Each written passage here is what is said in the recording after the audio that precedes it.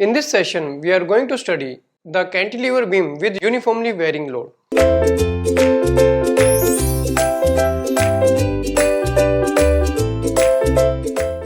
So this is our cantilever and there is a load of uniformly varying load and it is varying in a straight line fashion, right? This is a straight line, right? So this is the fixed point, this is our free point, and there is some load which is decreasing from fixed end to free end, and at free end the load is 0 and at fixed end the load is maximum, that is W kilonewton per meter, and we are supposed to find out the shear force and bending moment diagram. We have to draw that, right? And suppose the length of this beam is L, isn't it? So as usual, let us take a section like this at any place. Suppose at a distance x from the free end, we have taken a section, right?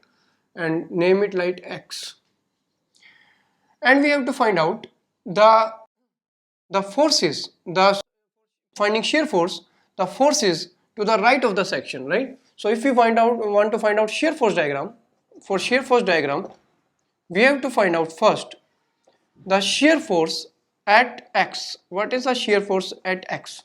So sum of all the forces to the right of the section. To the right of the section, this is a triangle, right? So this is a triangle, you can see here bx, or suppose this is x dash, right? So bx x dash is a triangle like this. I am making here, this is b, this is x, this is x dash. So bx x dash is a triangle at which load is varying like this, and the distance of this is b to x is x, and it is a triangle. So it will be having a load at the center of gravity. Suppose this is the G point, there will be some load which is really acting at this point like this, right? And what is this load? So this will be the load at this x dash multiplied by this length divided by 2, half into base into height, half multiplied by base into height. So half multiplied by base multiplied by height. So what is this height? X dash. What is the load? X dash.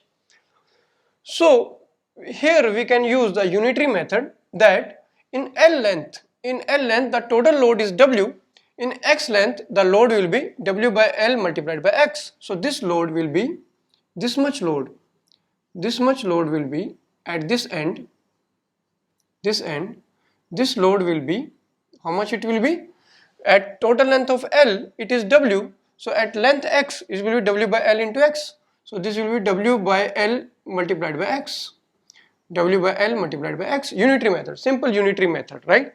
Or you can use the two symmetrical triangles and then also you can find out this, you will get the same thing. So in the length of L the load is W. What is the load in the length of W? That will be x, that will be W by L into x. So W by L into x, yeah, Wx by L. So this load is Wx by L. I am writing it Wx by L. So this is the load at this height.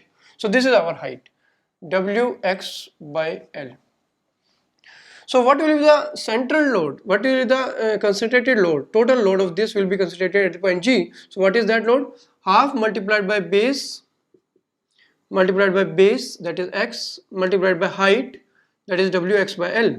So half into x into Wx by 2. So this is Wx square by 4, half into base into height, Wx by L.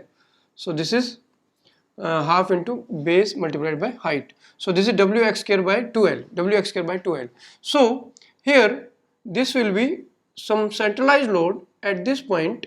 Suppose this is the point and the load is Wx square by 2L, Wx square by 2L. So this much is the load at a distance, you know, in a triangle the load will be acting at x by 3 from the base and 2x by 3 from the apex, right? So this distance will be this distance will be x by 3, and this distance will be, this distance from free end, that will be 2x by 3, right? So this is basically, distance is x by 3 and this distance is 2x by 3. So this we have, right? So this much load is acting, Wx square by 2L, at a distance x by 3 from the cross section x, right? So now we can find out the force at x, that will be equal to, there is only one force and there is no other force, because there is no other point load or any other load acting on this, only there is UVL whose concentrated load is Wx square by 2L at the x by 3 of the cross section, right? So algebraic sum of all the forces, and force is only one, Wx square by 2L, right? And it is positive because this, according to sign convention, it is positive if it is at right. So this will be Wx square by 2L. So this is the force, shear force acting at cross section x, Wx square by 2L, right? And it is parabolic, it is parabolic. So if we want to draw the shear force diagram, it will come out to be a parabola, right? And at peak points, at end points, if we find out here B, FB, x is 0. So at FB, x is 0, so force will be 0 because x is 0. And at FA, what is the shear force at A? That will be x is L. So it will be WL by 2, WL by 2, because x is L at point A, right? So our force is varying from 0 to WL by 2 with a parabolic fashion, 0 to WL by 2 with a parabolic fashion. So suppose this is our base and this is the force positive equal to WL by 2 at point A. At point A, the force is WL by 2. So this is our force, and 0 at point B, and it is varying parabolically, right? So it is varying parabolically. The force will be varying like this. This is a parabola, right? So this will be a parabola, right? Like this, right? This is a parabolic curve, right? And this is positive. This is our shear force diagram. Shear force diagram for the cantilever beam with UVL. Now we want to draw the bending moment diagram. For bending moment diagram, we have to take the moment of this force, Wx square by 2L, moment of this force with respect to this x cross section, right? So bending moment diagram we want to draw. Draw bending moment diagram. So you will get mx, that will be equal to, now moment of this, and this is a clockwise at right, a rightward clockwise is negative, so it is negative. So minus, force is Wx square by 2L, Wx square by 2L, and we have to take the moment, means multiplied by perpendicular distance. And what is perpendicular distance? X by 3, because this is at x by 3 from this section. So this is x by 3. So you will get minus Wx cube by 6L.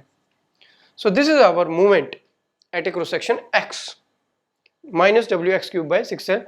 This is cubic parabola. So we can draw it very easily. But at end points, what is the value? At B point, x is 0. So at B point, moment will be 0. Put x is equal to 0 here, you will get 0 value. And A point, the value of x is L. Put L here, you will get L cube, WL square by 6. So you will get WL square by 6 at x equal to L. So at point A, the moment is WL square by 6. So because suppose this is our base, at B the moment is 0, at A the moment is negative is downward, downward. How much? Minus WL square by 6. This is WL square by 6 downward. So this is the point, suppose by on a scale, and it is cubic parabola. So draw a cubic parabola now, like this. So you can draw it, and this is negative. So this is our bending moment diagram. Bending moment diagram for cantilever beam with UVL. Cantilever beam with UVL, right? So here the shear force is proportional to x square, and here the bending moment is proportional to x cube. One is on positive side and another is on negative side. So this is how we draw the shear force and bending moment diagram for a cantilever beam with uniformly varying load, and the load was varying linearly, but the shear force is varying parabolically and bending moment is varying in a cubic parabola fashion.